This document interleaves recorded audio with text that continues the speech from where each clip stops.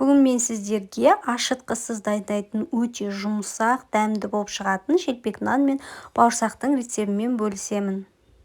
Ең алдымен ыдысымызға тұз, қант салып, жарты қасық нан содымызды қосамыз. Жылы сүт қосып, жақсылап барлығын араластырып аламыз.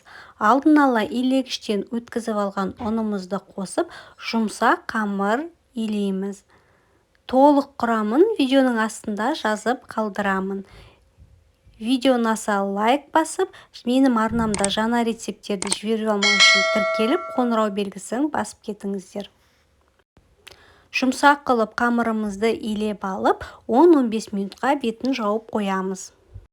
10-15 минут тұрған қамырымызды алып, ұнымызды сеуіп, қамырымызды сопақша тәрізді қылып жасап, 7 бөлікке бөлеміз. Қалған бөлігін доңғалатып алып, ыдысымызға салып, бетін жаба тұрамыз. Қалған бөлігінен бауырсақ пісіретін боламыз. 7 шелпек нанымызды осылайша видеодағындай көрсетілгендей қып, доңғалақ қып жасап, жұқалап барлығын жайып алдын ала дайындап аламыз. Бауырсаққа қойып қойған қамырымызды алып, жұқалап жайып аламыз. Жұқалап жайып алған қамырымызды кесіп, формасын келтіріп дайындап қоямыз.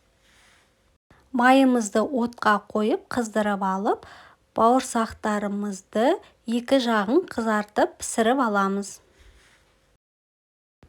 Шелпек нандарымызды екі жағын қызартып пісіріп аламыз. Шелпек нандарыңыз көтеріліп жатса, шамалы үстінен басып жіберіңіздер.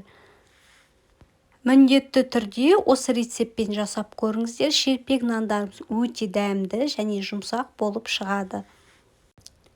Видео ұнаса лайк басып, жаңадан тіркеліп, қоңырау белгісін басып кетіңіздер. Рахмет.